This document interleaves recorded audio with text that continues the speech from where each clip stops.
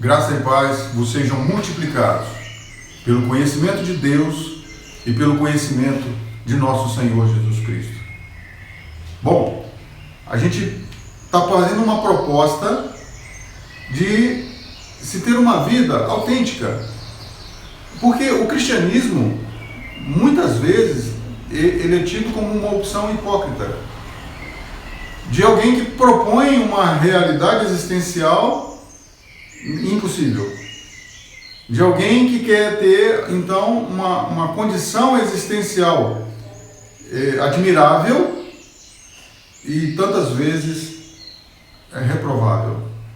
E, então, essa questão, às vezes, ela dificulta o entendimento das pessoas, quando as pessoas elas miram o cristianismo como uma impossibilidade.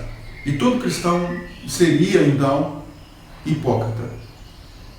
Bom, a nossa proposta de cristianismo é de cristianismo mesmo, um cristianismo normal. A Bíblia, no Velho Testamento, ela tem um homem chamado de Abacuque. O Abacuque, ele vai viver 600 anos aproximadamente antes de Jesus nascer. O Abacuque é gente de Israel. O Abacuque, ele ouviu dizer que Israel será invadida por um exército inimigo e que será totalmente destruída. O Jeremias está anunciando isso e o Abacuque está sabendo disso. Então ele passa a ter ciência, ele passa a ter conhecimento de alguma coisa que o deixa muito chateado. Muito chateado. E então ele vai, e ele não vai reclamar com ninguém, não. Ele vai reclamar com Deus. E ele vai dizer para Deus assim: Senhor, até quando? Até quando eu gritarei violência, o Senhor não me ouvirá? Até quando o Senhor não me escutará?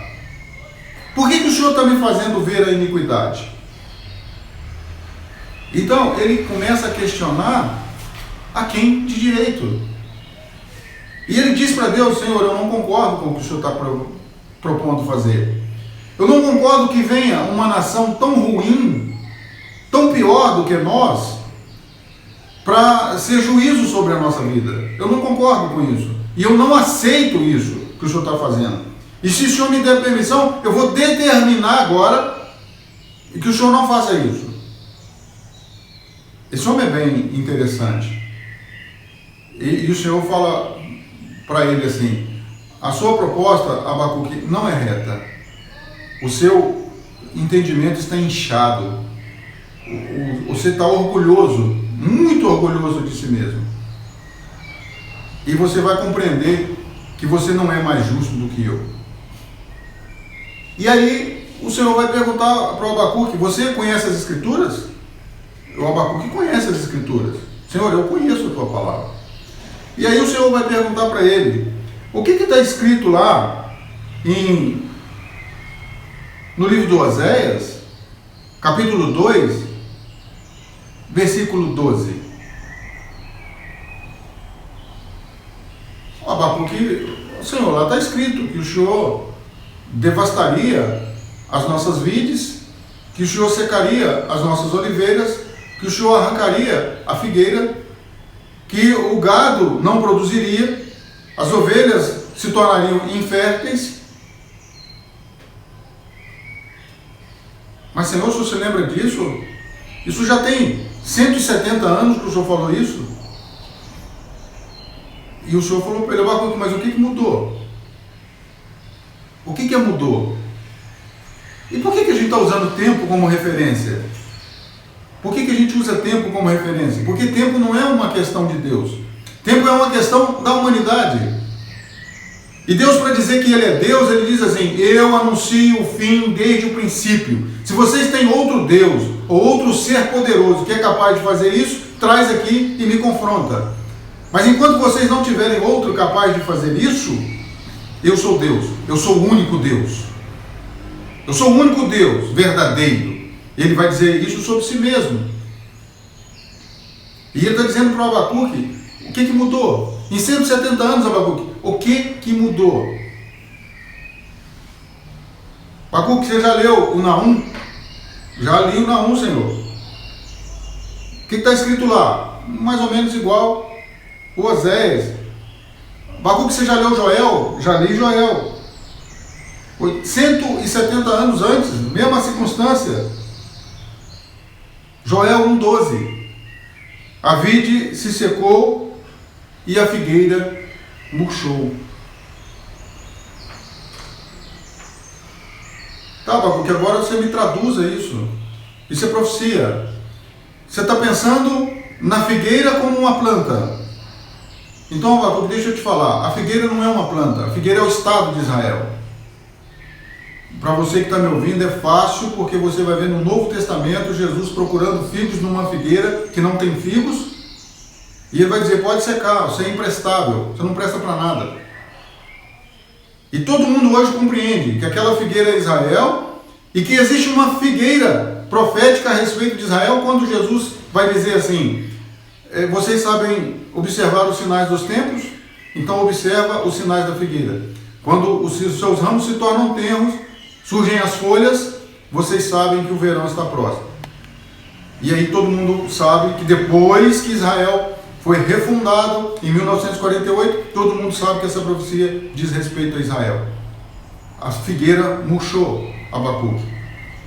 A oliveira é o que, Abacuque? A oliveira é a parte da condução espiritual de Deus. Todas as revelações de Deus para o povo de Israel será tirado. Todas. Não tem mais santuário, não tem templo, não tem mais função sacerdotal, não tem santuário. Vai ter função sacerdotal aonde? Não tem. Não tem mais nenhum profeta em Israel, não tem mais. João Batista foi o último e perdeu a cabeça, acabou a oliveira. Acabou a oliveira. Em relação ao gado, é que dá muita tristeza. Porque quando você lê Ezequiel, e você vê os juízos de Deus em Ezequiel e Jeremias, a respeito dos pastores de Israel, que permitiram que as ovelhas passassem fome e que as ovelhas fossem destruídas, Deus não poupa os pastores. Deus diz, eu vou visitar a iniquidade dos pastores. Mas as minhas ovelhas,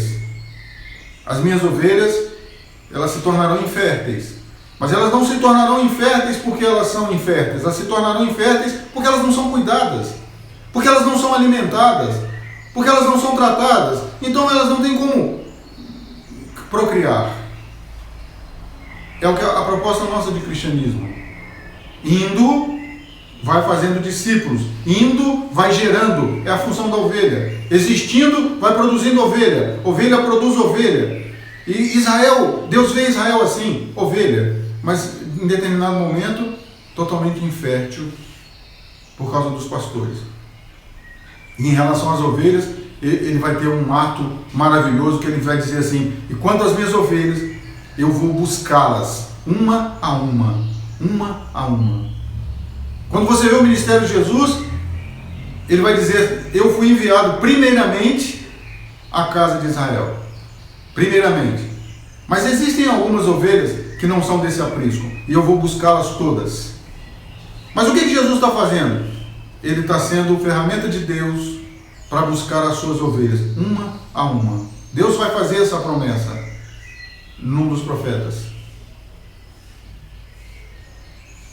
E esse Abacuque, ele vai sendo confrontado com alguma coisa que ele deveria saber. Quando ele vai jogar diante de Deus uma proposta de ser reto, uma proposta de ser justo, ele está baseado em quê? Não, ele está baseado na própria opinião dele. Não, não funciona. Todas as vezes que eu me propuser a aproximar de Deus e questionar Deus e dizer, Senhor, até quando gritarei eu e tu não me ouvirás? Todas as vezes que eu quiser fazer isso, eu preciso ter um argumento na Bíblia, um argumento na palavra. Querido, em relação a Deus, tudo começa e tudo termina na palavra. Você vai ler na Bíblia assim, passará o céu e a terra, mas as minhas palavras não passarão. Tudo relativo à minha vida humana, tudo relativo à minha existencialidade, tudo relativo à convicção de quem eu quero ser, vem da Bíblia, vem da palavra de Deus. E o Abacuque ele vai sendo confrontado e ele vai sendo desmontado. As suas convicções vão sendo desmontadas. E esse Abacuque questionador, este Abacuque inquiridor, esse Abacuque mais justo do que Deus, ele vai se tornar um profeta de Deus agora. E você vai ler o capítulo 3 do Abacuque e ele vai descrever todo o processo da grande tribulação que está anunciada para os nossos dias. Está perto a grande tribulação. O Abacuque é desse profeta que você passa batido por ele, mas ele tem uma grande visão sobre a grande tribulação. E o Abacuque ele tem uma visão sobre si mesmo. Aquele profeta que profetiza para fora, falando aos outros, falando às pessoas, ele tem uma declaração a fazer sobre si mesmo. E eu quero ler com você no Abacuque, capítulo 3, 16 e 17. Ouvindo eu, o meu ventre se comoveu, a voz tremeram os meus lábios. Entrou a podridão nos meus ossos e estremeci dentro de mim. Descanse eu no dia da angústia, para quando ele vier contra o povo que nos destruirá. Porquanto, ainda que a figueira não floresça, nem haja fruto na vide, o produto da oliveira minta, e os campos não produzam mantimento, as ovelhas da malhada sejam arrebatadas e nos currais não haja vacas. Todavia, eu me alegrarei no Senhor, exultarei no Deus da minha salvação.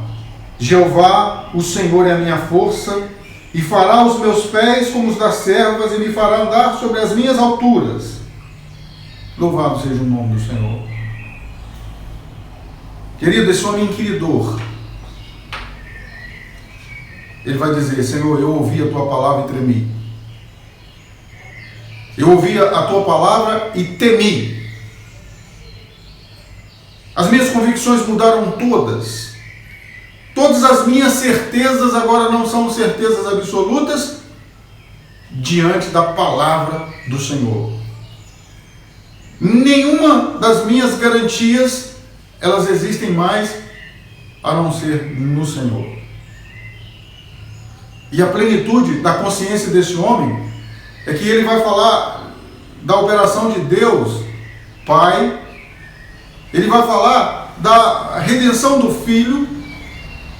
E ele vai falar da consolação e do fruto do Espírito Santo. Como é que ele fala isso?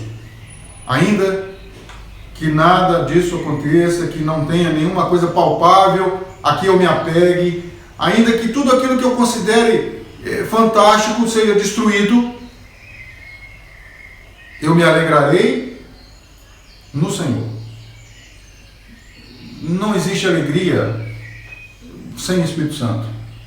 Qualquer outra alegria do circo, o palhaço fez algo engraçado, dura 40 minutos. A alegria de algum programa de cômico na televisão, dura pouco.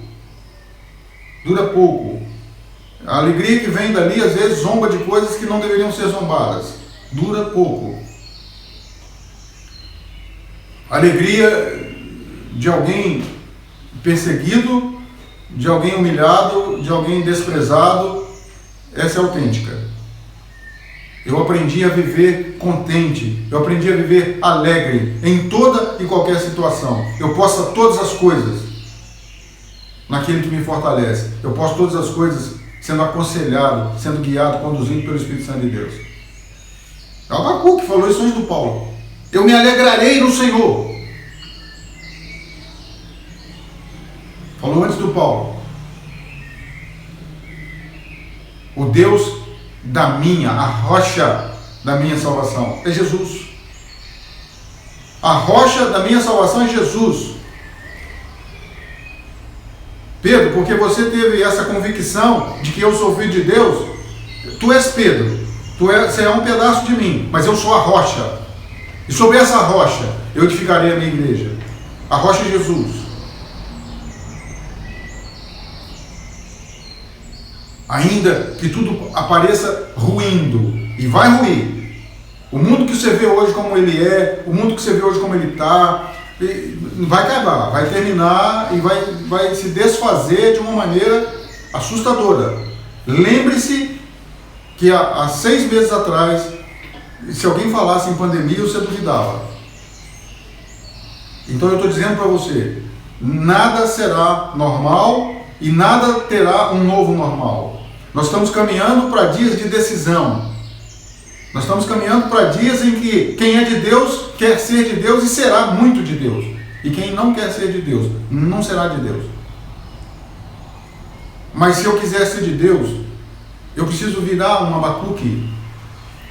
Eu preciso ser alguém que anda em espírito. E como é que é possível andar em espírito? As pessoas perguntam. O Paulo vai dizer assim: enchei-vos do espírito e não cumprireis a concupiscência da carne. E as pessoas perguntam: mas como encher do espírito? E alguém tem a ideia: não, eu vou pegar lá o homem da prece poderosa, vou pedir ele para fazer uma oração por mim e eu vou ser cheio do espírito. Não funciona. Não funciona. Como é que o Abacuque se tornou um homem cheio do espírito e passou a profetizar da parte do Senhor? Pela palavra. Pela palavra. Senhor, eu ouvi a tua palavra e temi. Por isso, Senhor, a tua palavra faz ela notória. No meio dos anos, Senhor, a notifica. Exalta a tua palavra no meio dos anos. Para quê? Para que haja salvação. Para que haja redenção. Para que haja possibilidade de alguém ser conduzido pelo Espírito Santo. É o Abacuque falando. Leia o Abacuque. 3 capítulos, pequenininho. Você vai ver cristianismo no Velho Testamento. Proposta existencial em Deus. Vivendo, tendo uma vida, dando razão a Deus. E o Abacuque vai dar esse testemunho. Se tudo aquilo que eu acreditei pela religião, que era impossível que fosse destruído, eu acreditava pela religião que o templo nunca deixaria de existir. Deixou. Eu sabia que o reinado de Israel nunca acabaria, porque Deus prometeu a Davi que dele nasceria um Deus melhor, um rei melhor. E o reinado acabou. E o Abacuque vai dizer: ainda que isso tudo aconteça, eu me alegrarei no Senhor, o Deus da minha salvação, a minha rocha. É muito maravilhoso, querido. É muito maravilhoso quando você percebe que o erro não é questionar. O erro é quando o questionamento não vem de fontes confiáveis como a palavra de Deus. Questione Deus, brinca com Ele. Fala com Ele: Senhor, até quando eu vou gritar violência e o Senhor não me socorre? Mas tenha ouvidos para ouvir as respostas do Senhor. Porque, com certeza, Deus falando com você, você vai poder ser então uma pessoa cheia do Espírito Santo. Cheia do Espírito Santo. Roberto, como é que eu faço para ser cheio do Espírito Santo? Dá razão a Deus. Seja aconselhado por Deus. Dá razão a Deus. Louvado seja o nome do Senhor.